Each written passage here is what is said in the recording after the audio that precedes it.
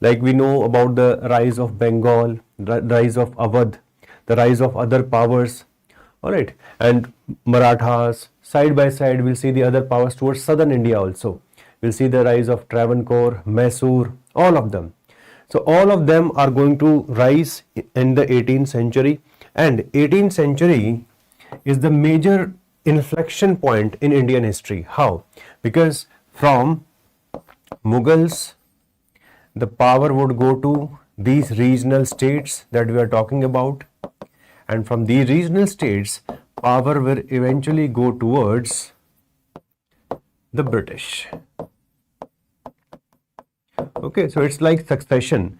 The Mughals, the decline will become very, very strong or accentuated by the decline, the beginning of the death of Aurangzeb. Thereafter, all the rulers who will come under the banner of the Mughal Empire, they will not be strong. So many regional states will come after that, and finally, as a result of this, British would get the best opportunity to create empire in India. So this is the second part of the syllabus, the 18th century.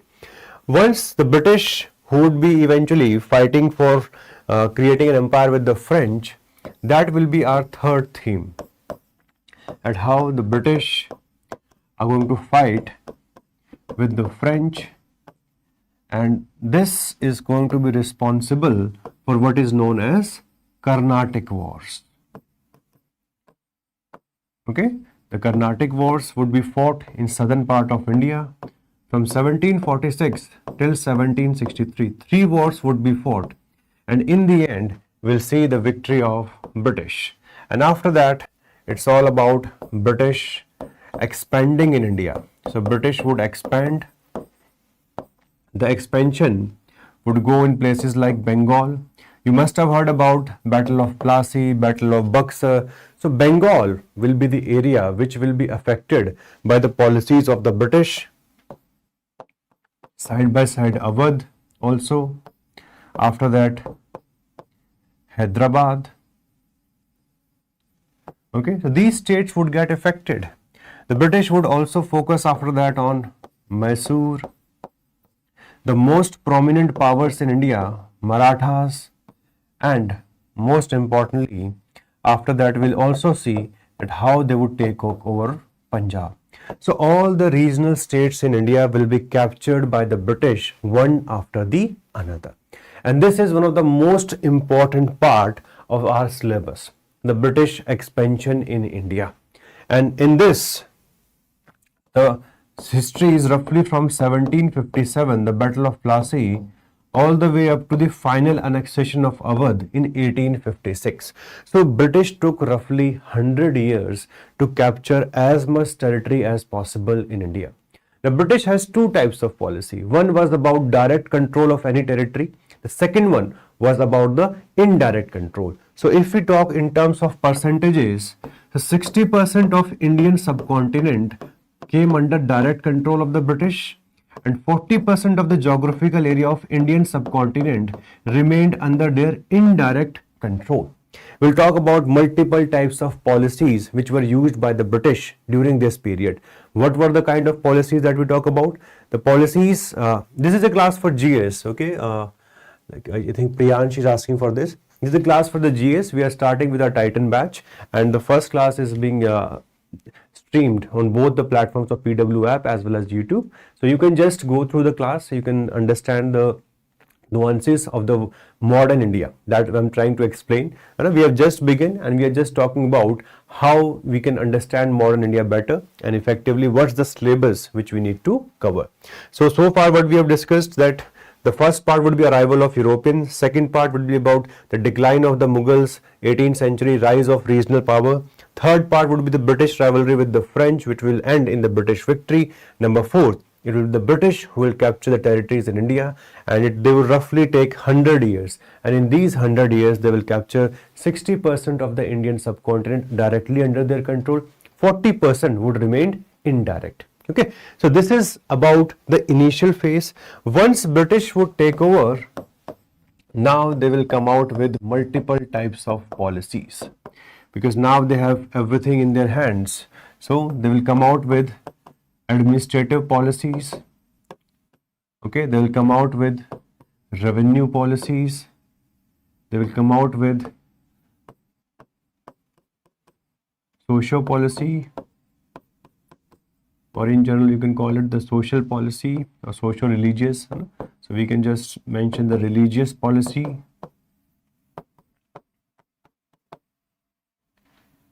Then side by side they came out with multiple other policies also, depending upon the requirements of the time.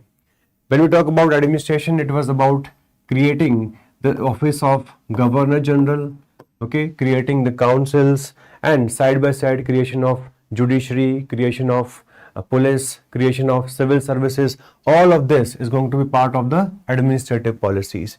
In revenue policies, we'll learn about the revenue settlements, the different types of settlements starting from permanent to Raitwari to Mahalwari. We'll talk about commercialization of agriculture. We'll talk about the railway policies of the British. We'll understand the theme of drain of wealth.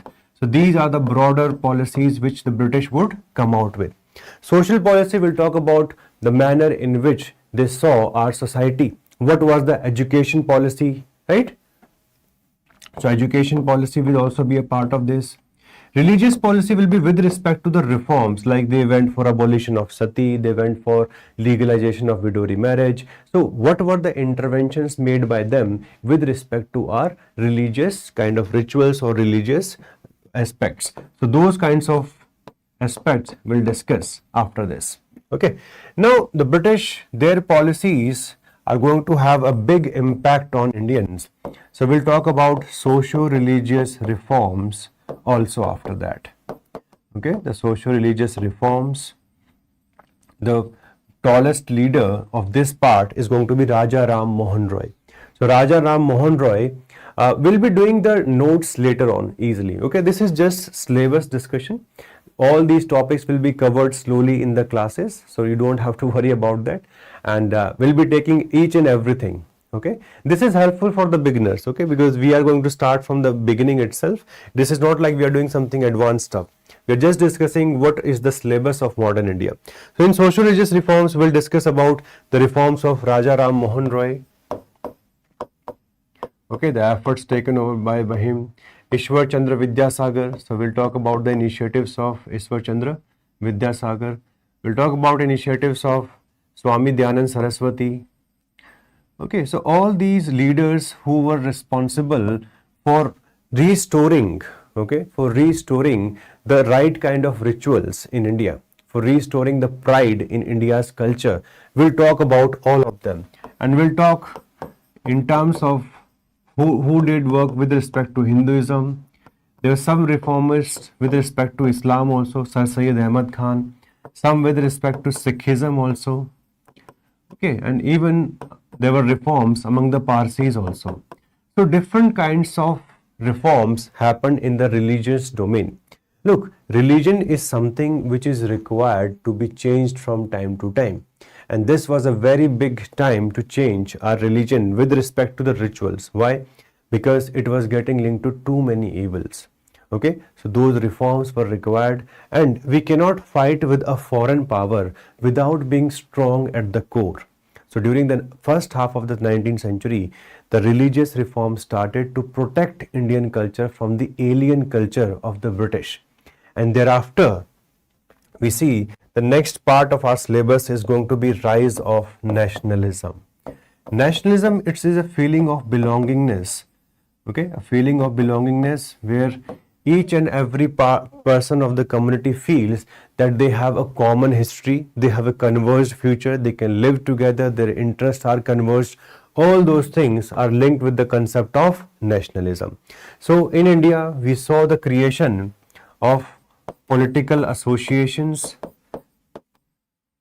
and these political associations will finally culminate in the creation of Indian National Congress in 1885. Okay, starting from Bengal, we see the development of political associations, and finally, okay, finally it is going to lead to creation of Indian National Congress. You don't have to worry about ancient and medieval at this point of time, Whichever part of medieval would be relevant, I will explain it in the class first, and then I will start with the modern aspect of that topic. So you don't have to worry about anything. Okay, this is currently just focus that what is that we are going to study in the next coming 35 classes. In the next coming 35 classes, our focus is going to be on modern India and post-independence. This is one of the most important aspect for the prelims as well as mains. I will discuss about that part just after this. So we'll talk about nationalism, we'll talk about Indian National Congress, we'll talk about the policies of the all sections. Like first 20 years of Indian National Congress, it was led by moderates. So from 1885 till 1905, we'll be discussing about what were the methods used by them, prayer, petition, protest, all those methods which were used by them. We'll talk about that. Okay. After that, we'll talk about the extremists, the famous Lal, Bal and Pal. We'll talk about what was their contribution to India's national movement from 1906 till the rise of Gandhiji. Gandhiji has a very important place in Indian history. Gandhiji, during his initial years, he was in South Africa, and once he returned from South Africa in early 1915, he got linked to the process of independence in India. Initially, he went for experiments in regional areas like Champaran, Kheda Satyagraha, Ahmedabad Mill Strike. All of those experiments, Gandhiji went through them, and then finally, beginning from 1919 onwards, when he started the Ahlawat Satyagraha, he now positioned himself as the leader of the whole nation. Then he will be responsible for leading a crusade against the British. He'll be responsible for launching multiple movements, starting from the most prominent being non-cooperation movement, then civil disobedience movement, then the most famous Quit India movement towards the end in 1942.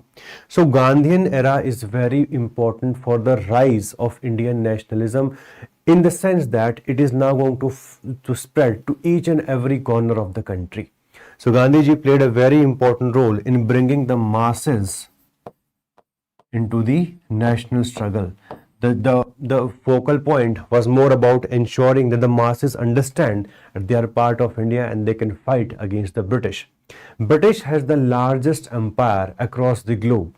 Okay, British has the largest empire across the globe, and they were the strongest power, strongest navy. So defeating them would have required a very special personality, and Gandhiji became that personality who led Indians and became responsible for the.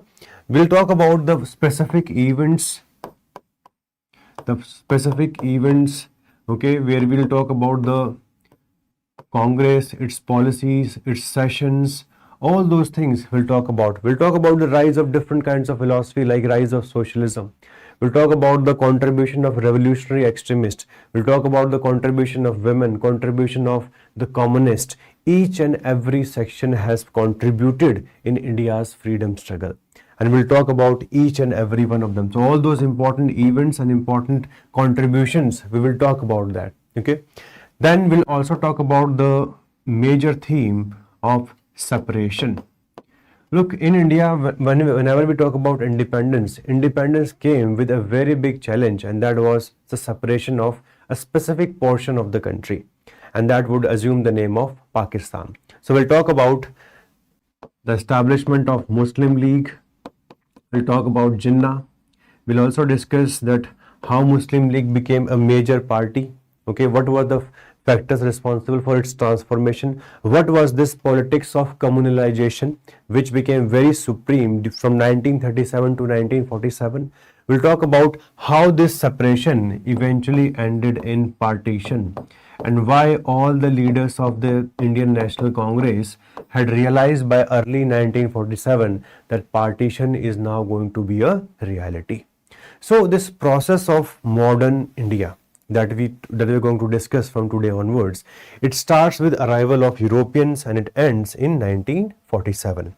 Alright, so there's going to be a lot of discussion. That's why we require at least 30 classes for modern India.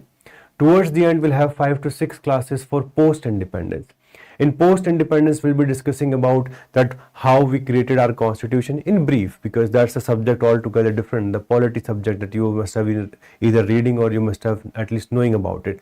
Then we'll be discussing about how the states, they were rearranged in India. So all those small things would be discussed in the post-independence, how we went about our environmental policies, scientific policies, how to ensure that regionalization does not become the main theme, how to ensure balanced development of the country, how to ensure modernization, how to ensure shift from agriculture to industrialization, because the British were responsible for drain of wealth. They did not allow industry to be set up in India. Yes, we will be reading among, okay, when we talk about revolutionary extremists, so revolutionary extremists is the theme which will start from 1897, Chapekar brothers, and all the way up to the creation of INA, which was eventually led by Subhash Chandra Bose. So all of those parts will be covered, because look, it's about syllabus, so I have to be a little brief.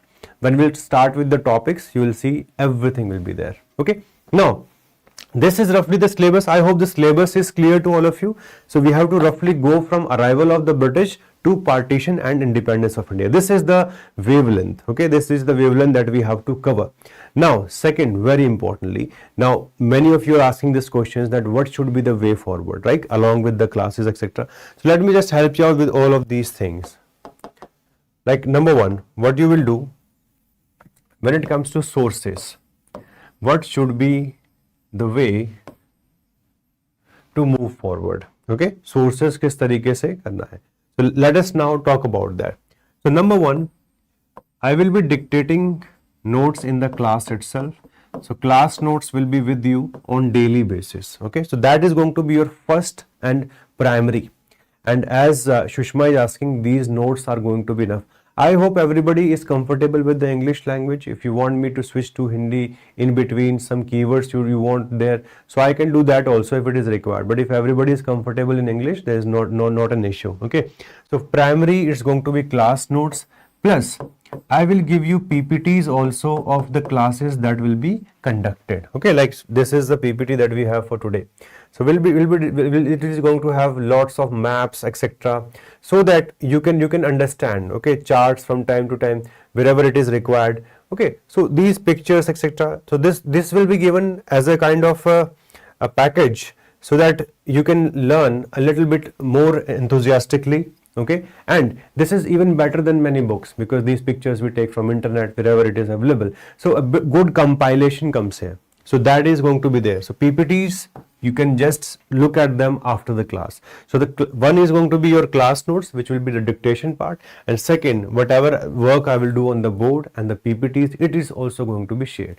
Now, what you can do along with this, after this, either you can read the PW book for modern India.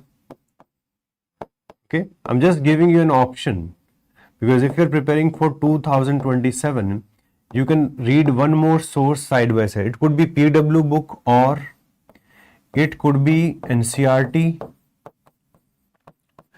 or the Tamil Nadu book, which is often known as Tamil Nadu NCERT, or Spectrum.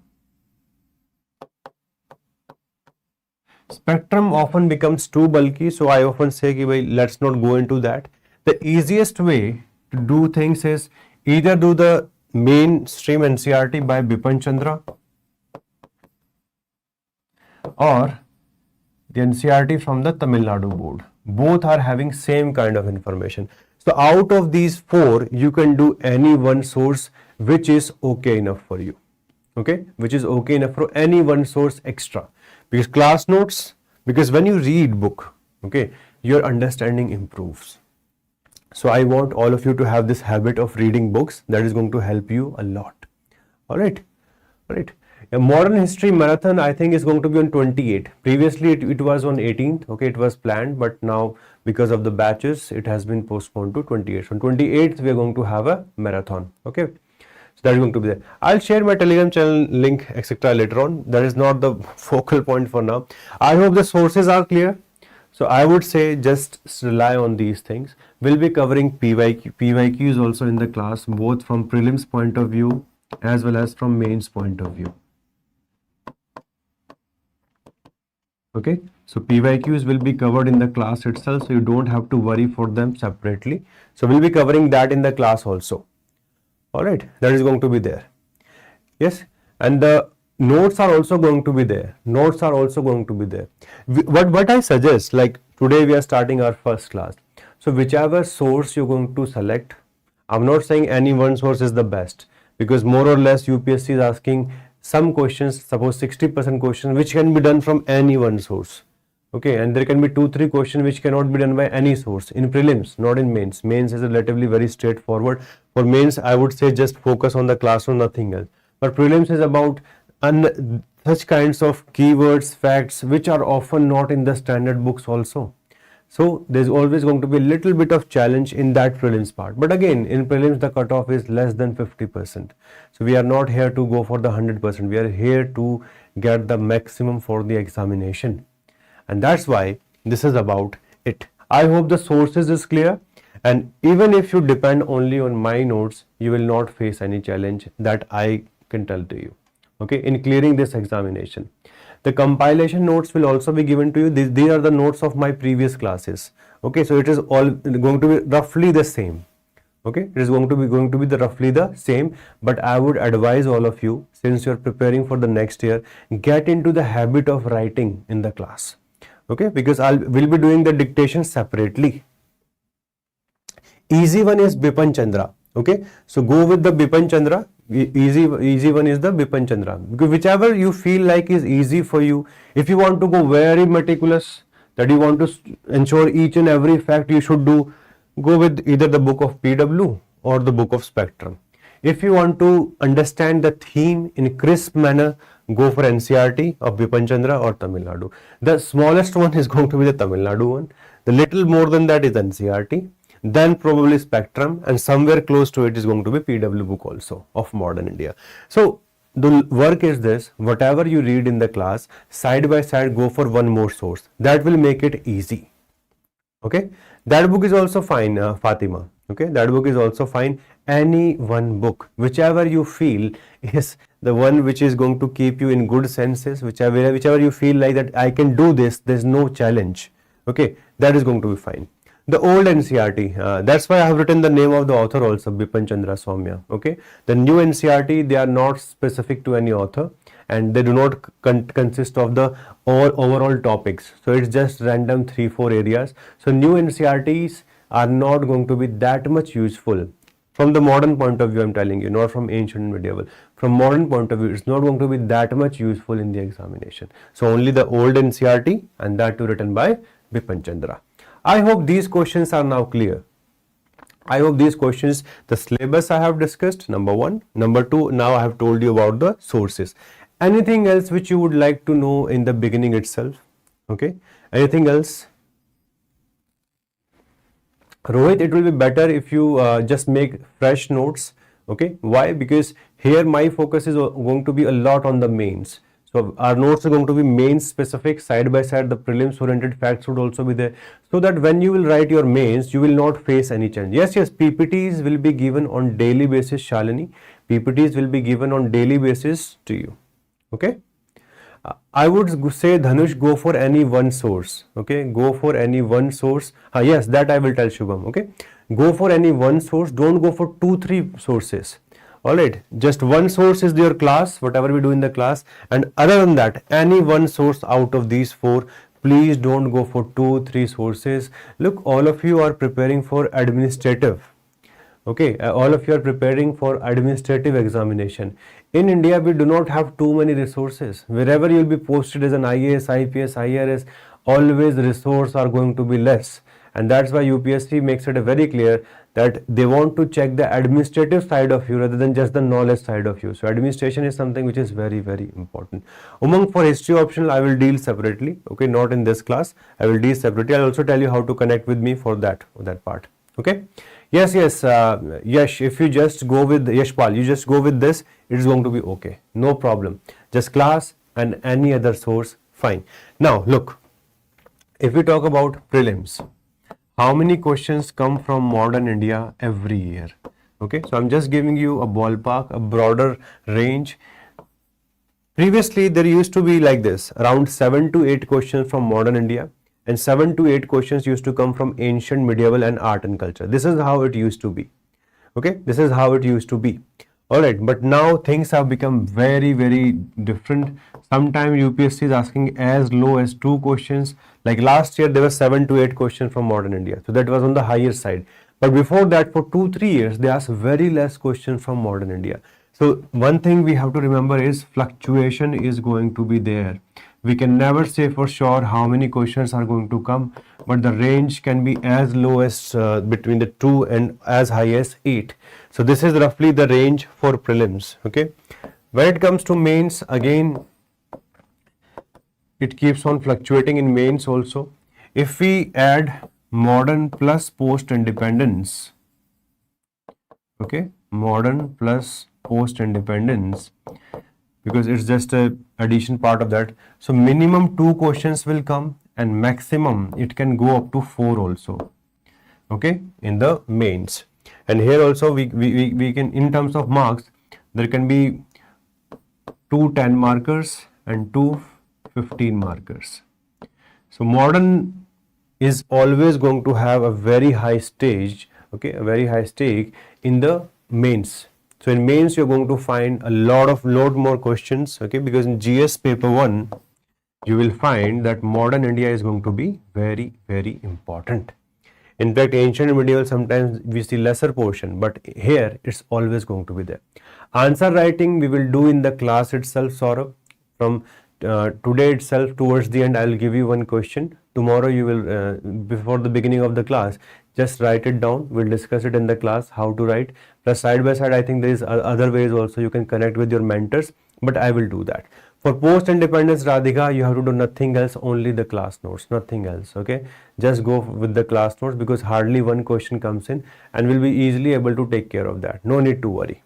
Alright, there's not much role of current affairs, Arvind. Sometimes only what happens, some leaders are in news for that year. So that topics can become important, but again, the questions are normally going to be found from the standard books only. It's not like that only from the current affair question is going to come. That is not going to be there. Alright, so I hope everything is clear. Tamil Nadu NCERT only the class 11th or 12th, okay, whichever is part of the modern India, only that much, okay, not from the beginning, okay, not from the beginning. That is not required for the examination. Look, for your building up understanding, you can read any class book, but from the point of view where you want to clear the examination, you have to make it very clear, okay, that which part is clear, okay. The timing in the beginning, I think it's going to be like this. Alright, the timing that we have is around 11:30. So 11:30 we will have the classes. 2 to 2.5 hour roughly. That is going to be the range depending upon the topic on that day. If the topic is on the lesser side, so we can have 2-hour class. If the topic is little bit expensive, thoda sa higher side mein, so there we can have a class of around 2.5 hours. So that is going to be the range on daily basis. 6 days a week we are going to have class, except the public holidays, because that is going to be there, okay, from time to time. So that is going to be there. Alright. So for I will take only one class. I will not take 2 classes. The second class can be of some other subject. So for modern India, there is going to be one class. Okay. So I hope I have made it clear. Rest the management will tell you. Rest the management will tell you from time to time. The schedule will be given to you. All those minor things will be taken care of by the management.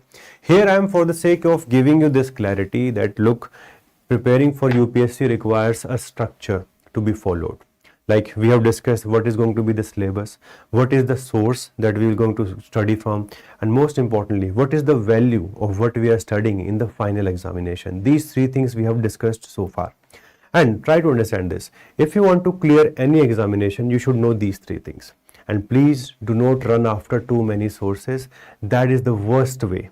Okay, that is the worst way it's going to be. Okay, look, I will have around 30-35 classes. So till the end of April, you can expect that we will only have class of modern history, modern and post-independence, these 2. Rest, if you will have a second class, the management will tell you, because I do not know about that.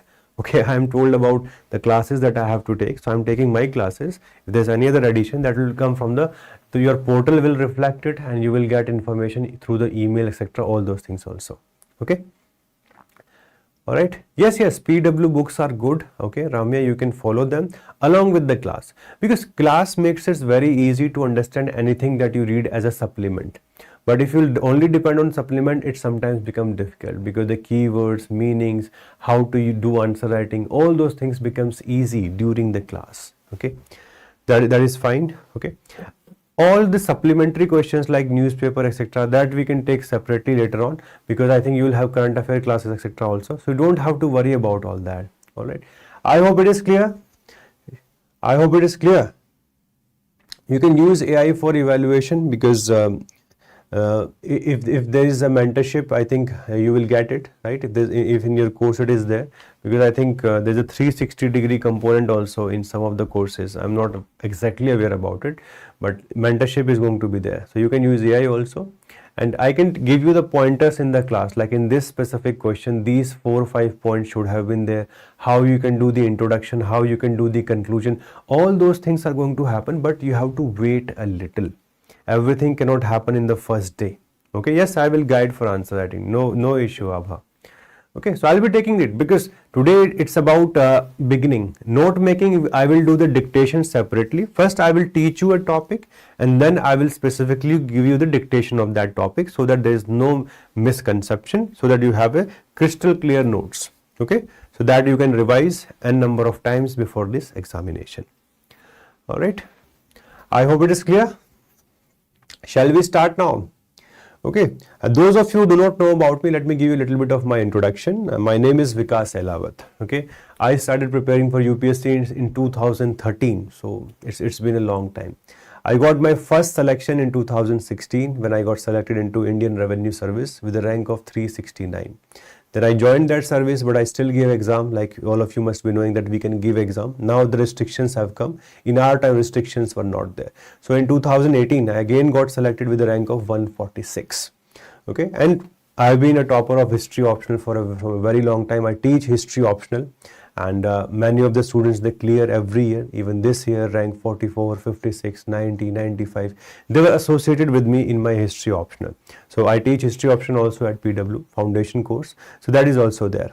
All right. So all those things are going to be there. So I have good enough experience of understanding the examination, teaching, producing result. So if you just go with the flow, I hope you will not face any problem, any challenges. I'll give you advices also from time to time, what to do, what not to do. But again, we have to start with some syllabus. We have to start with something. Okay. All right. To correct your grammar, just whatever you're writing, okay, just show it to the AI. And there are so many platforms like Grammarly, etc., where you can do that. That's an easy way of doing this. Okay. And with the period of time, things will change, things will improve. Like initially, I was also not very fluent in English, but by learning first and side by side, when I started preparing for interview, at that point of time, I realized that we have to work on it. It's a skill which is going to be developed over a period of time. So that's about it. Okay. So I have enough experience. You can use my experience. I'll give you advice also from time to time, what to do, what not to do. But two things which are very clear, like number one, please be very consistent. All of you want to become administrators, and administrators have to be consistent. That is number one. And number two, which is equally important, that please do not go for too many resources. Majority of you are just starting your UPSC preparation. We have to limit our resources from the beginning so that later on you can focus on the revision part. And one thing which is equally important is this: all of us should focus on skill development. Okay, all of us should focus on skill development. Skill development means that for prelims we should learn how to solve questions. Number one. For mains we have to focus on writing answers, and for the personality test we should learn how to communicate. You can choose even your regional language or Hindi also if you're from the northern India at the time of interview. So that option is given by UPSC. Okay. All right. So these are the three things with which we are starting. Please be consistent in your preparation on daily basis. Do not go for too many resources. Whatever we do in the class is enough. Along with that, only one supplement, nothing else. And finally, very, very important, please focus on skill development. We are not here just for the sake of learning. We have to learn to implement that. And if we will implement that, eventually it's going to be the way forward for the getting a result in the examination. Okay, so with this, let us begin with the class. I hope all the things are covered. Okay, and slowly we'll learn about each other. So it will take 2-3 days in which we will get, all of us are going to become accustomed with each other, and rest of the things will come naturally. Don't have to worry about anything. Everything will be taken care of by me and the team, and together we can produce good results in the coming years. All right. Priyanshu, you can choose that also, because majority of the people who go for Hindi, they speak few words in the English also, so that's not an issue. Okay. All right. Monk, I'll be teaching history optional. So batches for that would be announced separately. It is not going to be part of this course. It's going to be a separate course, but later on we'll announce that. Can we start now? Can we start, please? All right. So let me begin with the first part. First, today, since it is the first class, let me first make you understand what is history actually. Okay, sometimes you are asked very basic questions. What is history? Okay, and majority of us, we are like ancient, medieval and modern. That is not what history is. History as a subject. Okay, that's something which we need to understand. So what is history? This is a question which is asked to everyone. So history is a kind of an academic discipline. Okay, it's an academic discipline. And the one thing which is very particular about history is that history uses narrative. Narrative means a kind of a story building which often happens. So it is an academic discipline which uses narrative. Okay, which uses narrative, and the narrative goes through multiple processes. Meaning, we narrate the events, okay, we see the events, what kind of events have happened, we examine them, we try to describe them, okay, we analyze them, we evaluate them. So all those things are done. All right, so history is an academic discipline which uses narrative. It uses narrative, and these are the processes through which we go through. We try to understand which are the major events, how can we analyze, how can we examine, how can we describe, and finally, after all these processes, we focus on two things. One is causes and second is consequences. These are the two most fundamental things which we will focus throughout history. History, you must have often learned about this. History is focusing on making people learn from the past. Right? We try to learn from the past. Whatever mistakes have happened in the past, we try to learn from them so that we do not commit the same kind of errors in our today's lives.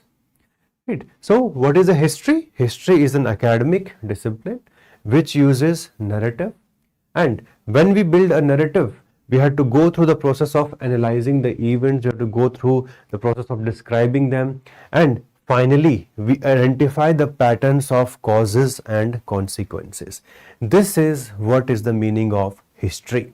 I want all of you to remember one definition, because look, for the sake of clarity, whenever you speak, you have to have one definition, because every time, otherwise, whenever you will speak, you will say something else. Okay, someone will say that it is the history is nothing, it is about the studying the human past. But study of the human past in what context? From the point of view of causes and consequences. We have one very famous professor, and I often use his definition. Okay, his name is Professor Richard J. Evans. So he has given this definition to us. He says that history is an academic discipline which uses what? It uses narrative to do what? To describe, examine, question and analyze all the past events. Whichever past events are there, we put those events through these processes, and finally we identify the patterns of cause and effect. Right? Like, just for starters, why Europeans came to India? Why Europeans came to India? How the British were able to colonize us? What were the factors responsible for our independence? Why did partition happen? So every time we are focusing on causes or the consequences, like how did we see a shift in the change or in the British rule after the revolt of 1857? So we are just trying to understand what were the causes of the revolt of, or the consequences of the revolt of 1857. So history is always going to focus on two things: causes and consequences. These are the two things which are always going to be relevant. And this is one definition which all of you can remember. If somebody asks you what is the meaning of the word history, from where did we see that the history word has come? So the history word has come from a Greek word historia, and essentially it means an inquiry or investigation. Okay, so history in general, it means investigation, but we always investigate the past, not the present or the future. We investigate the past. That is very clear. So I hope this one aspect is clear to all of you. If we say from where did we see the beginning of the word history, so the word history comes from the Greek word historia, and there is a Greek author, Herodotus. Okay, there is a Greek author by the name of Herodotus. He is known as the father of history. He is known as the person who has written a text by the name of Historica, which is responsible for creating a new field which has been followed by so many people, and this has been responsible for the learning of this subject. So from ages we are seeing history has developed as a subject over a period of time. Okay, so I hope this is clear to everyone. What is history? The word comes from historia. Number two, it is an academic discipline which does what? Academic discipline which go into the process of investigation. Okay, which helps in the development, building up of a narrative, and this narrative is effectively built on the basis of describing events and examining them, questioning them, and in the end it's about causes and consequences. So this is about it. Okay, this is about the process of how we eventually create the process of history. Now let me explain you a little bit more. Okay, because we have just discussed that what could be the definition of history. How is history eventually written? Many of you may be from the background of BA history, so you would already know. So history is written on the basis of sources. Okay, history is written on the basis of sources. Like today you see the Iran war is going on, the war which was started by USA and Israel. So this war is going on. If you see different news channels, they will come out with different narratives. Okay, they will represent the facts very differently. Like if you see there was one school which was of the girls which was destroyed, or in fact, and they lost their lives in the process. The missiles probably came from the USA side. Now they are saying that it has happened, it's a casualty, right? But from the point of view of Iran, they have lost so many young girls, right, in the process. So we can always tilt to the sources. So interpretation of these sources matters a lot. Like there is often a build-up which we have seen against Islam as a religion, and mostly in the Western countries. The Western countries often project Islam as a religion which is responsible for creating a number of disturbances in the Middle East. But if you see logically, this time around, it was nothing linked to Islam. The responsibility, if you see, it was for the US or the Israel, right? Like, so interpretation of the sources is something which is very, very important. In general, there are two types of sources. Sources can be literary, like you must have heard about Arthashastra. Arthashastra is a text which is written by whom? It is written by Kautilya, or the one, right? So Kautilya. So Kautilya has written about Mauryan Empire. So it's a literary text that we have. So literary sources can be there. And second, there can be archaeological sources. And archaeological sources means whatever material remain which have been there in the past. Like suppose if we want to understand about the Mauryan Empire, so we could use the Ashokan pillars. So Ashokan pillars, that tell us it is a kind of an archaeological source. So inscription, coins, houses. If we want to understand about Harappan civilization, we can see these sites, right? Suppose if we want to understand what kind of urbanization was there, so in urbanization you can just see the kind of cities that they were having. Like we can go to Harappa, Mohenjo-daro, Rakhigadi, and we can understand about them in a new manner. So for understanding history, okay, or for writing any kind of history, we require sources. This is what differentiates history from mythology.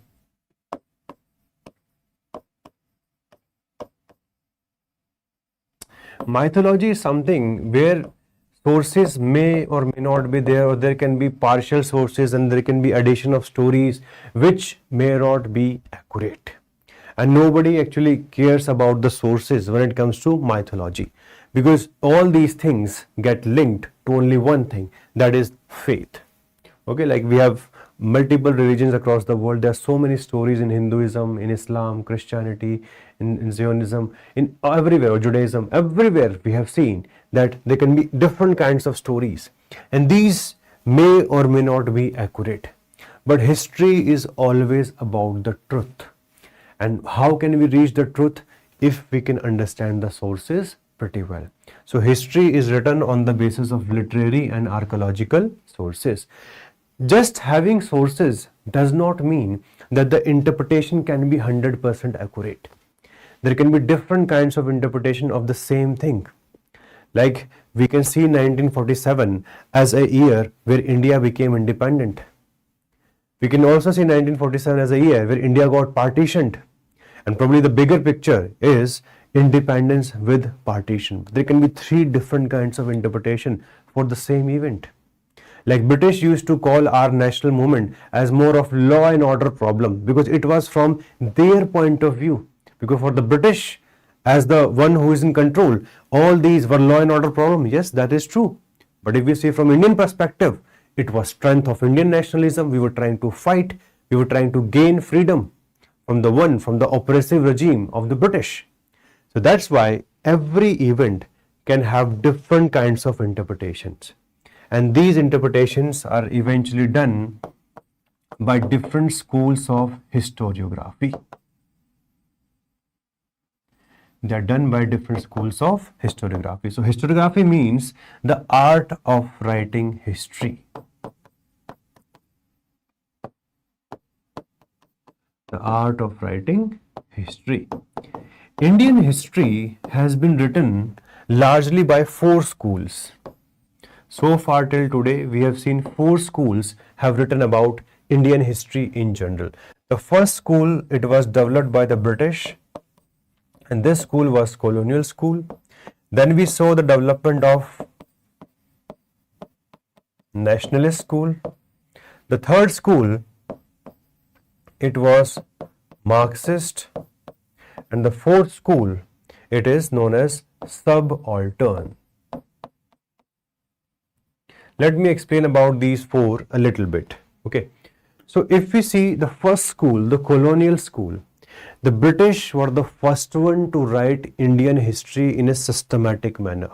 Systematic manner means where you look for the sources, you come out with interpretation in a chronological manner. So they tried doing that, and they translated large number of Indian text in the process. Like suppose they were responsible for translation of Manusmriti, which is a foundational text as per our societal patterns. So colonial history, it was started by the British, but their agenda was very clear. Their narrative was very clear, that they wanted Indians to feel inferior about their culture so that they can justify the British rule. Like what these people did, these people made us realize or understand actually, or they imposed this, that you people have never seen democracy. There has always been a ruler which is despotic in nature who has ruled you. So they were just showing themselves, like that they are here to save us. And this is which is going to become the popular myth of white man's burden, that God has given this burden to the white men to come to India, and they have to now create India into a civilization. They have to transform us into a civilization. Even though in reality the white men had only one burden. They were just taking money from here and taking it to London. But at least in the history books, on the lips, This is what they used to tell us. Now this school was countered by the Indian school of which is known as the Nationalist school. Nationalist school countered the narrative of the colonial school. Like if they said India is having a dark age in 18th century, the Nationalist school said that it was not a dark age, it was a transition. If they are saying that the post-Mauryan period is a dark age, they are saying that the Gupta period was a golden age. So in a way, self-confidence of Indians was restored by the Nationalist school, and they tried to went for the more research in the political realm. In fact, one of them, there was a very famous historian who became responsible for the research with respect to republics of 6th century, which made us realize that in 6th century BC, in India, we also had republics. We had this famous Vajji Confederacy and Malla Mahajanpada. So there was some form of self-governance. It may not be as clear as today's democracy, but there was some form of that. So that made us realize about ourselves. We came to know about Ashoka. So we learned that there was a bigger empire than the British Empire. So these things kept on evolving. After India's independence in 1947, we saw the development of Marxist school. Because initial two schools were only focusing on political history and at the max religious history. But the Marxist school started focusing on social history and economic history. They give a lot of importance to economic reinterpretation of history, and that is what is the Marxist school is all about. And the last school is Subaltern. Subaltern was initially a sub-school under the Marxist itself. But this school focuses on those people who have not been included in the history so far, like people like you and me. Like we may also have some generations before us who would have participated in India's independence. But do you know anything about it? No. Do we know? No. Nothing about it. What was the contribution of peasants? What was the contribution of tribal? What was the contribution of women?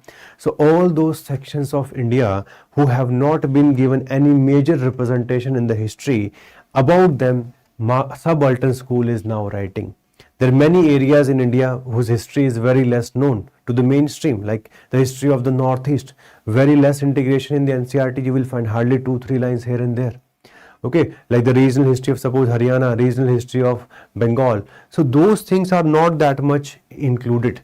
And that is the reason the Subaltern school is now being responsible for bringing in that history which has so far not been written, which has not got the right kind of attention so far from the historians. So these are the 4 schools of historiography which have developed in India over a period of time, and they are responsible for all the history writing.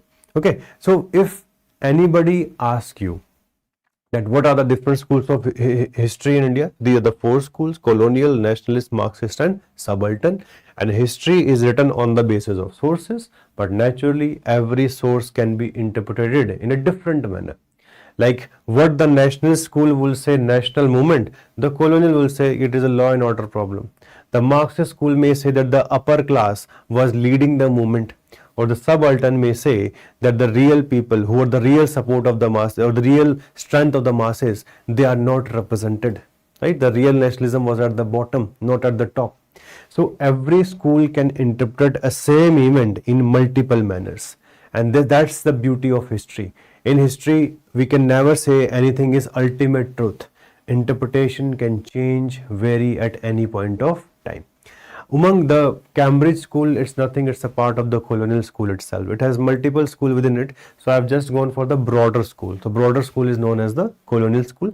That makes it easy because here we are not going to focus too much on the academic aspects of history. Only in the first class I deal a little bit about it. In history optional, we go into more detail. We go into a lot of contribution of each and every school, etc., etc.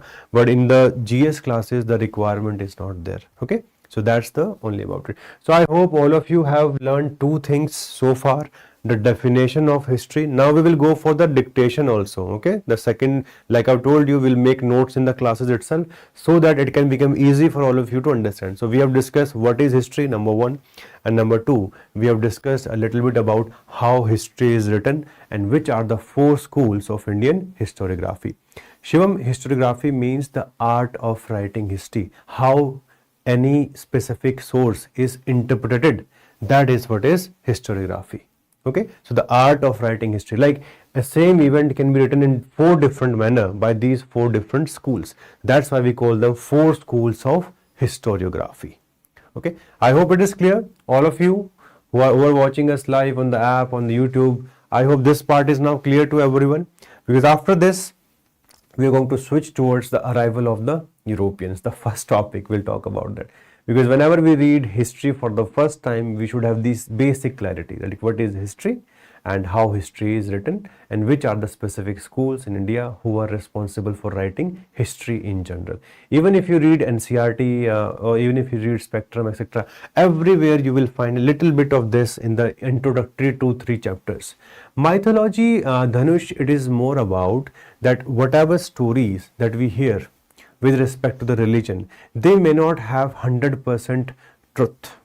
They may be just for the sake of creating better character, but to what extent they are true 100%, that is not there. So mythology is something which may not be based upon the reality. It may be just story. Like if you read for Hinduism, we have Ramayana, Mahabharata. So it is very difficult to say if each and every part which is mentioned in the Ramayana, it had happened in reality. Same goes for Mahabharata, same goes for each and every religion. It may be about Islam or Christianity. So mythology is more about the things which we often study as a part of a religion, which may not have anything can be proved. Like suppose, just giving you an example, okay, giving you an example, like if we see Harappan civilization. So if somebody say that Harappan civilization, it was urban in character, it can be easily verified. Okay, it can be easily verified. Why? Because we have the sources, we have the archaeological sources. But if someone says that the Vedic period also had very massive level of urbanization, it is very difficult to verify it. Why? Because we have not seen such kind of settlements. Like Abhay is saying, there are verbal sources. So we often use the verbal sources for understanding about the tribal people, because the tribal people, many of them do not have script even till today, which means that in majority of them are going to lack the literary sources, and in many cases even the archaeological sources are going to be on the lesser side, because they did not have the right kind of technologies. Like those things which were made with iron, the probability of them continuing is very high on the in comparison to something which was made of stone. Okay, right? Because for those kinds of people, we often use the verbal sources. Okay, colonial interpretation, in some cases it is not like that 100% they were wrong. Yes, majority of the things that they did were wrong, but to understand this subject, you should know that the history writing in India in a systematic manner, it began with the first school, that is the colonial school. Even if something is not correct, does not mean we should just leave it altogether. We should know that they have at least contributed by doing large number of translation, by identifying Indian rulers, by opening up these various institutions like Archaeological Survey of India. This was introduced by the British itself. Okay, John Marshall became responsible for the announcement of discovery of Harappan civilization. So they have contributed to Indian history. We cannot say that they have not contributed, even though जो उनकी मंशा थी, the agenda was a little bit not correct, but at least they have contributed. So that's why we always take that into consideration. Okay, Yashwant, there can be some connection, like mythology, some things can be true. It is very difficult to say everything that is mentioned in mythology is not correct. Okay, like when we will talk about the bridge which was created by Lord Ram, okay, from India to Sri Lanka, very recently NASA came out with a report that the stones which are on the upper level, they are relatively older, okay, than the which are in the base level. So it means the stones at the top probably have come from somewhere else. So now it is very difficult to say if it is 100% true or not. So many things which are there in the mythological text in our epics, they often have some elements of history. Okay, like when we try to understand about the society of Ramayana, society of the time of Mahabharata, so we do get some understanding. Like suppose marriage system. So if you see in the case of Mahabharata, you see we came to know that the whole 5 brothers of the Pandava, they were married to one single woman. So this reflects on what kind of acceptance was there when it comes to the marriage system of those times. So we understand polyandry was probably there. So history is not just about political or just economic. It also includes the social event, religious history. So these things are like that. Many things in mythology, they have fictional elements, but some elements of truth can always be there. So we can never reject them altogether, but we can never accept them 100% also, because that can lead to us going in the directions which are not true. All right. Yes, Dhruv, that is exactly what it was there. So what they came out with the idea was that the rock that was there in this Ram Setu, which we often call, or the Adam's Bridge, the rock on the top, they are older than the rock which are at them below. It means they have come from somewhere else. Now, there can be some other geographical phenomena also may be responsible for the above, but it is very difficult to say which is wrong, which is right. And anyway, sometimes when we talk about the mythological text, it is more a question of faith. And like when we talk about Ramayana is about how to live life, how to build a good character. So those things we cannot just say that this is not right or wrong. That is not the question we are dealing with. We are just dealing with the sources. To what extent it can be true or not. That is only what we are looking for. We are not looking for that should we read it. Yes, you should read it. You will learn a lot about your own culture. Right? I hope it is clear. The discussion that I wanted on this topic is only this much, because beyond this it will not be useful for your examination. In history option we often go into detail because there the requirement is there, and then often questions also come from these areas. But as far as general studies is concerned, this is the kind of level of which we need. Okay, so now we will go for note making, and we will start with the basic things. Okay, we will start with the basic things. So please write down the heading. What is history? Okay, first we'll start with these 2-3 aspects, and then we'll start with the arrival of the Europeans. Okay, so please write down what is history. So let us write few of the lines which are required for remembrance, because even after understanding we will forget at some day. That's why we will make notes. So please write down the English word history. I have underlined many things on the board also so that you can see the spelling if there is any challenge. The English word history, please take out your paper and pen and start writing. It will help you in retaining things in a better manner. The English word history comes from the Greek historia. Comes from the Greek historia, within bracket investigation.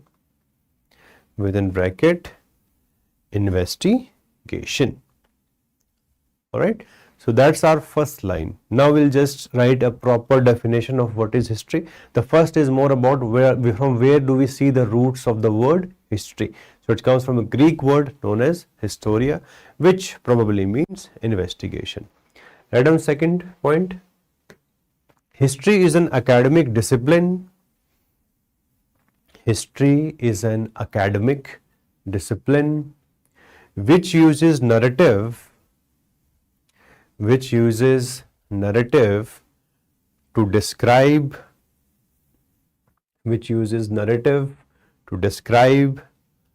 comma, examine, comma, question, and analyze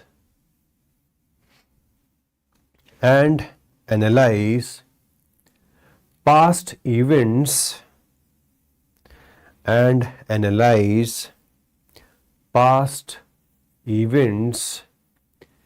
and investigate their patterns of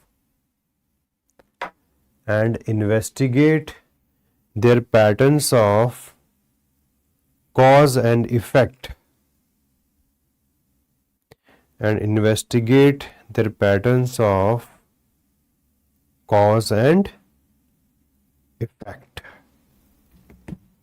Okay, so this is a proper definition of what is history. First was about from where do we see the derivation of the word history. The second is about what is actually history. Let us write about the third discussions that we had. Okay, that is about what are the different schools of Indian history. So please write down the heading, schools of Indian history. Schools of Indian history. Okay, you can always make this chart that history is made on the basis of sources. There can be two types of sources, literary and archaeological, and sources can be interpreted in different manners, and these different methods through which history can be interpreted, they become part of historiography and the 4-1. Okay, because we will be writing mostly about this. If you wish, you can just make this chart. It will make it easy for all of you that how history is written in general. Okay, so please write down. Indian history has been analyzed. Indian history has been analyzed by 4 schools of historiography.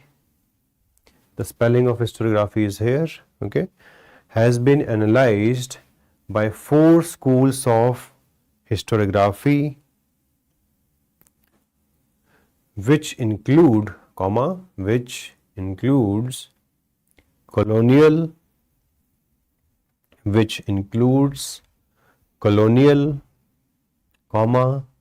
nationalist,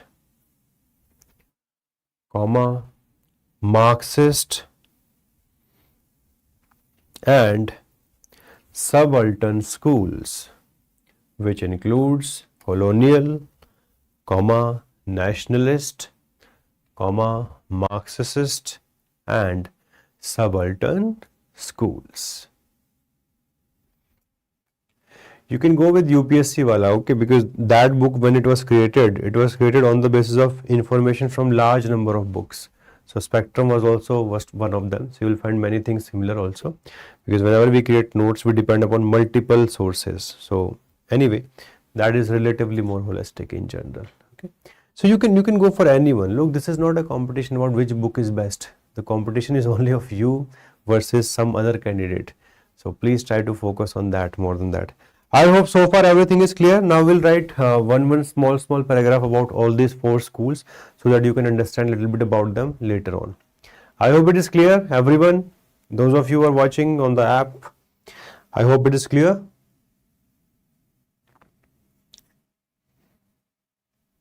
Yes, Umang, which doubt you're having? Please tell me. If there's any doubt, you can ask at this point of time. I will just explain the subaltern school. Let us just write first. Okay, एक बार लिख लेते हैं. Let us write once, and side by side I'll just take the questions. If any questions are with respect to any school, like subaltern school, like one of you is asking. A subaltern school is about writing history about those people who are not written about in general. Like suppose, let me just give you an example. Like during the ancient time, you all of us always know about Ashoka, Buddha. These are the famous personalities that we talk about, but we do not talk about, that who was responsible for the beginning of agriculture. What was the role of the women, men who were responsible for the initial agriculture? So we do not talk about that. So it's often about elite people. The first 3 schools, the larger focus is on the elite people, those who are the powerful members of the society. What about the rest? The rest is what the subaltern, SUBALTERN, subaltern school talks about that. Okay. Whatever we are doing in the class, if there is any inconsistency with the book, go with the class one, okay, because that is verified information, and don't worry about anything. If there is any doubt in general, you can always ask me in the next class, okay, that is going to be there. Dhanush, for now I'll be taking modern because it itself will take a month. After that we'll see. There can be multiple probabilities. We have other good faculties also who can take it. Okay. Like I have never read Spectrum as such because I have read so many books of history. So I have gone for the primary source. Okay. Like many of people from history option would never tell you to read Spectrum. Okay. Anyway, let us please continue. Like I've told you, majority of the information you will find in these books is repetitive. It is almost same. So don't worry about which one is this, which one is that. Read, revise, solve questions. More priority should be given to that. Please write down. Colonial school developed colonial school. So we're writing about the four schools. Colonial school developed during late 18th and early 19th century. Colonial school developed during late 18th and early 19th centuries and early 19th centuries, full stop. This school translated Indian texts. This school translated Indian texts like Manusmriti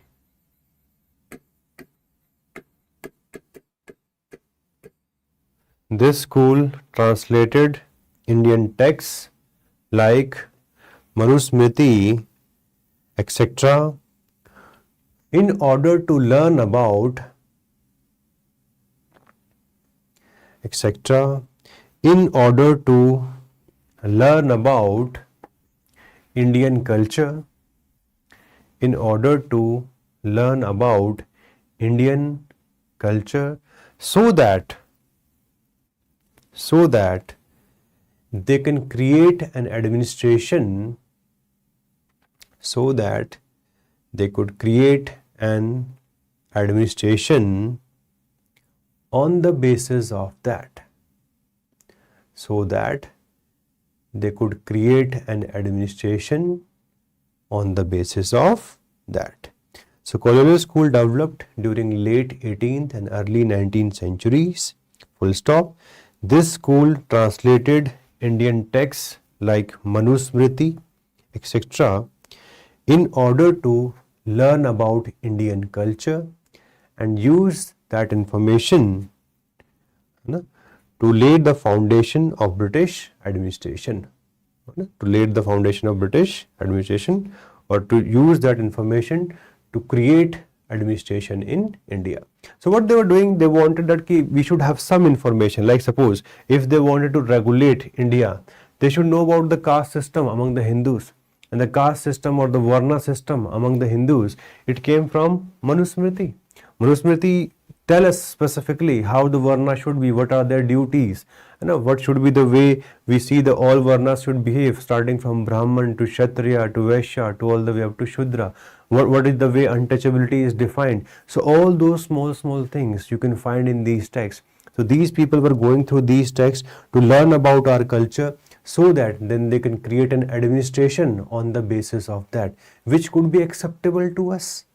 Okay, because today we are a believer in modern values, but when the British came at that point of time, India was lagging behind in terms of modern values. Where the France was talking about equality, liberty and fraternity in the 18th century, we were not having that kind of consciousness in our society at a grand level, which could take us towards the modernity. So it is the British who would talk about this. Okay. So please write down the next one or two line. The main objective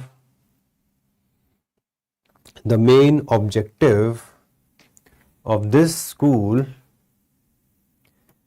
the main objective of this school was to make Indians feel inferior. The main objective of this school was to make Indians feel inferior about their culture. The main objective of this school was to make Indians feel inferior about their culture, and also to justify British rule in India. And also to justify British rule in India. So try to understand what were they trying to do. Whenever they will only focus on that part which makes Indian feel bad about themselves. Okay? Themselves. But the problem is that they would never go into those texts which can prove that the Indians were doing something good. Like suppose they didn't go for any systematic level of reading of the scientific discoveries which the Indians were having during ancient India. They did not focus much on that because they knew they would feel backward, right? They gave more weightage to foreign invasions. Like they said, Alexander is great.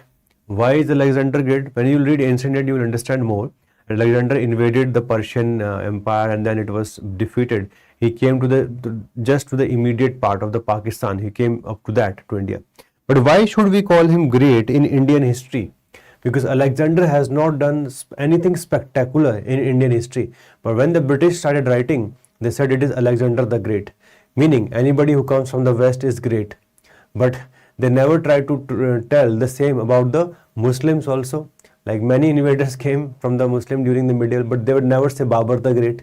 Right? So because the British were very selective in nature, they knew how to use each and every piece of history to make us feel inferior and somehow justify that we are here for your betterment. We will create a civilization. Right? So all those things they were doing through, and this propaganda, this narrative was built by the colonial school. Now it would be countered by the national school. So please write down the second paragraph about the national school. Please write down. Nationalist school developed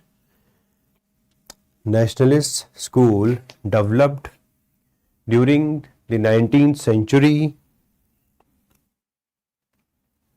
Nationalist school developed during the 19th century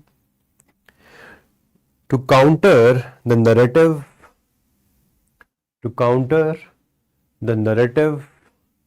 of colonial school,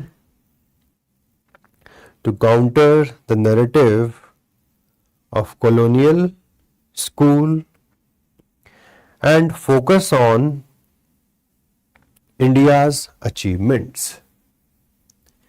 And focus on India's achievements.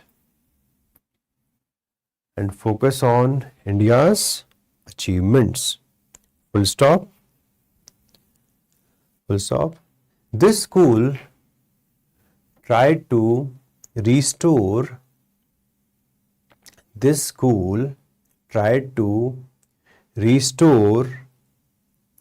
self-confidence of Indians.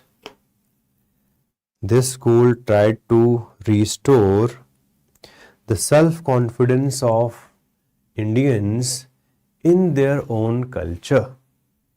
This school tried to restore the self-confidence of Indians in their own culture.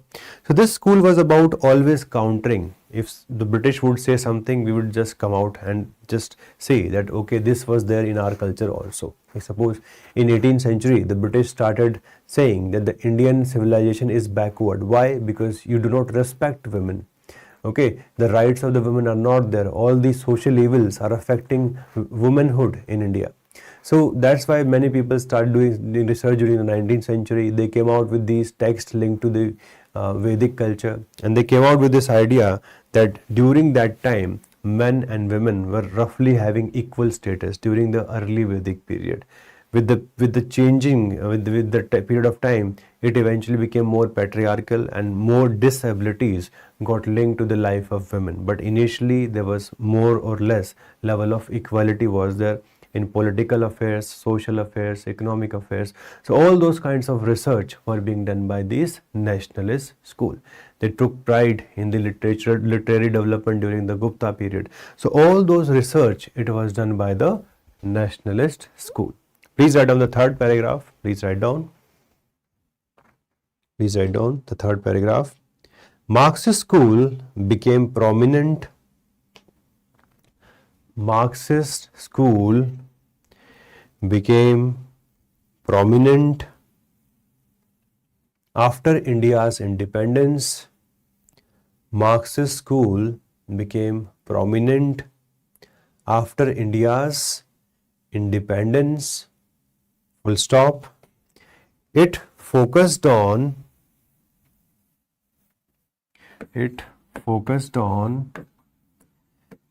economic reinterpretation. It focused on economic reinterpretation of history. It focused on economic reinterpretation of history. What's the meaning of this economic reinterpretation? Meaning they always linked the causes and consequences to the economic aspects. So economic aspects were always given higher priority. Like suppose if somebody asks you what could be the possible factors for rise of Buddhism and Jainism in 6th century in BC in India, the Marxists would say it was because of change of economy. Economy was changing and it required new kind of religion, and that's why they would always give more focus on economic reinterpretation of history. Full stop करके लिखिए. It used Western concepts. It used Western concepts like class, comma, feudalism. It used Western concepts like class, comma, feudalism, etc., and applied them to Indian history.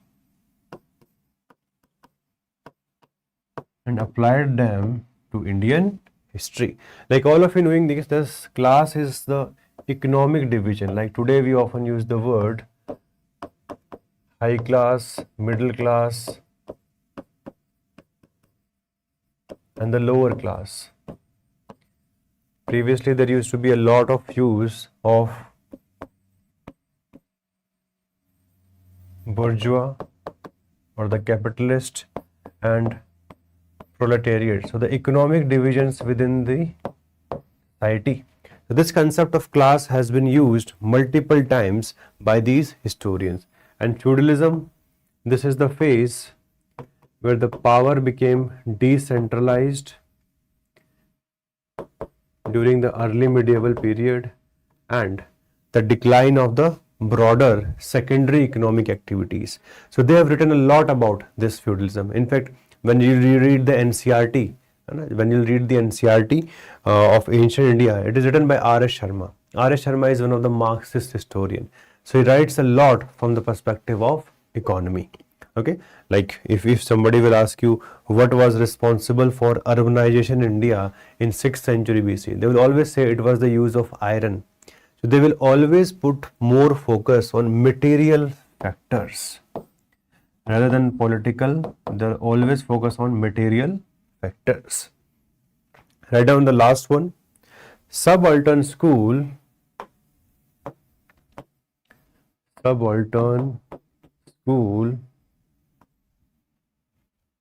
represents history from below.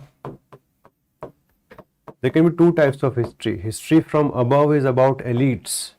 History from below is about those people who are not given that much space in the history. So please write down, subaltern school represents history from below, full stop. It focuses on sections like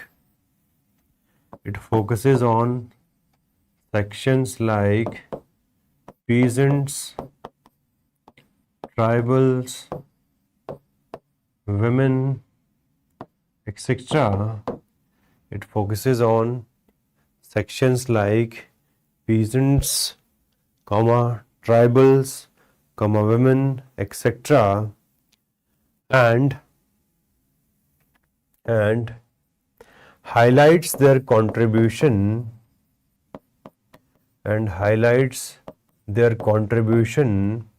to Indian history.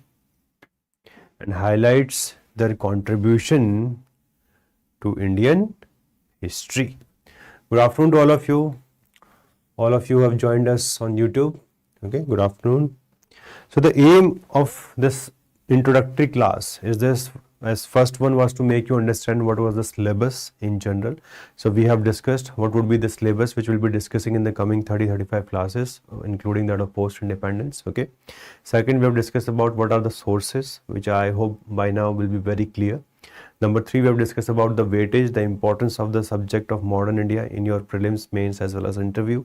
Then we have discussed with the fundamental part of what is history, from where does we see the beginning of the history, right? We have discussed also about the second part, what are the different schools of history writing in India, and we have finished that much part. I hope so far everybody is comfortable. Okay, so far everybody is comfortable, because so far we have not addressed few other the things which are normally linked to the modern history.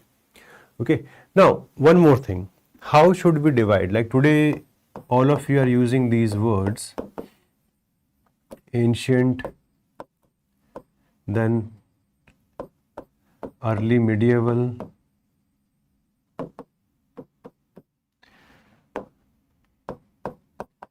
ancient,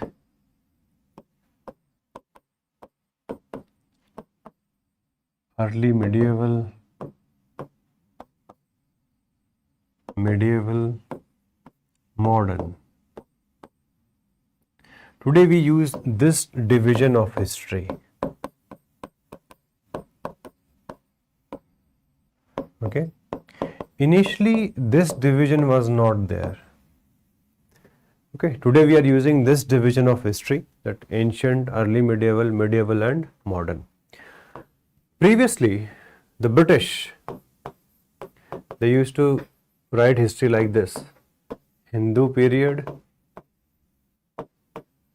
Muslim period and British period. This is how they used to divide history in general. Now, all of you can understand this very easily, that this is a better method of dividing history in general. How should we divide history? History cannot be divided on the basis of religion of the particular class who is part of the political authority. Like if you see the case of Hindu period. So, the greatest ruler of ancient India, it was Ashok. And Ashok had changed from Hinduism to Buddhism. So we should call it Buddhist period rather than the Hindu period, if we go by that logic, because logics are something which are very different. There were many famous Jaina rulers also during this period, like King Kharavala from the region of Odisha. So it is not appropriate to use the religious denomination of the person who is in the political authority to define a period. Similarly, during the medieval period, we had many famous rulers like Chhatrapati Shivaji Maharaj, okay, who was a Hindu. All the leading rulers were not Muslims. Same goes for the British, right? The British had not controlled everything during this time, that they call it the British period only. So history should be divided on the basis of socio-economic changes. Okay, please remember this. History should be divided on the basis of socio-economic changes, not on the basis of religion. This is one thing which you should always remember. Okay, religion is not the right criteria to divide history, like from Hindu to British. It is always better to divide it on the basis of the socio-economic changes or the parameters which have happened over a period of time. So this is one thing which you should remember. Alright, the ancient, early medieval. We use the word early medieval because it was the transitory phase between ancient and medieval. So today this is the best way of dividing the history in general. This way of dividing history, Hindu, Muslim and British, it was used by the first two schools. The first two schools were colonial school, and the second one, it was about the school of the nationalist. These two had utilized this. Okay, these two had utilized this. Alright. Alright, and later on we see a shift towards this. Today this is the international standards which are used even in India: ancient, early medieval, medieval and modern. This is what we have used from now onwards, right? Yes, Srinath, we do see that the Marxist school did give importance to inclusivity. In fact, the Subaltern school was initially a sub-school under the Marxist itself. They did give focus on that. In fact, the social history, economic history, lots of focus came in Marxist history. Marxists, as all of you know, they do not believe in religion in general. Okay, so that's why the focus was less about religion, but more about social and economic history. But again, you cannot just sideline any one thing just because you do not believe in it. So those things happened, right? Those things happened, and that's the way to go about it. All right. So at the initial level, whenever you start with the subject of history, we just try to understand these small things. Now, today already we are 1 hour 40 minutes we are done. So in 20 minutes it will not be appropriate to now introduce the topic of the arrival of Europeans. So what we will do, we'll start from here tomorrow. Okay, we'll start from here tomorrow, because that way it could be better connectivity and you can understand from tomorrow the arrival of the Europeans. So I will be starting with this syllabus tomorrow. Okay, today let us just call it a day for now, and we'll be starting with all these topics that we've discussed at the beginning of the class. That will be starting with arrival of Europeans, and then slowly we'll go towards 18th century. Then we'll talk about the next part, British versus French, and this is how the British, how they captured all these states, and then so on and so forth. So all that part will start from tomorrow, because it will be better if we just start with a more perspective. Okay, so tomorrow we'll start with the first topic. Today, Yashpal, feudalism, that's a concept which you will understand in the medieval history. Okay, medieval history. So feudalism is always about the age where there was decentralization of power. The central authority started collapsing and many regional states erupted, and side by side the importance of agriculture increased. Feudalism is a concept which used to be very prominent in Europe, where the feudal lords used to get the privileges from the king, and they used to keep peasants or the farmers under their control. So that system was brought to India by the Marxist historians. So when you will read the medieval history, you will get more clarification over that, and that's the transitional phase which will link between the ancient and the medieval history. So just remember 2-3 keywords: decentralization of power, decline of secondary economic activities, and in general a shift towards the inwardness, so less focus on outwardness. Okay, approach of reading history, yes, we have to be rational about it. Okay, there's no other way. Okay, there's no other way. All right, today there's no requirement, because as such in prelims and mains I don't think anybody is going to ask about these things. Okay, there's no requirement here as such. And Dhanush, probably there will be shift towards morning session after few days, because there's one more batch which I'm taking of modern history only. So their batch probably will be shifted after few days. So probably after a week that may happen. Okay, where we will have the morning session somewhere around 8:30. But for at least a week in front of us, we have to probably say with the same timings. Okay, so that will depend upon the institute. Okay, for me it's more about teaching you, and it's all about, or for all of us it's about learning and taking things forward. And let us do things properly. Let us from the beginning make sure that we prepare as per the UPSC standard. Okay, all right. The optional classes, we often have batches every month, so most probably we'll be having batch next month. So by the time I will just tell you here also when the batch will start, so you don't have to worry about it. Okay, so I hope that's it for today. I hope that is clear, everyone. Okay, everyone is on board. So I'll see you tomorrow, same time. We'll be taking it forward. Whatever written notes, small written notes we have for today, I'll just give it to the team, and the rest from tomorrow will begin. All right, so thank you so much, and I'll see you tomorrow, same time.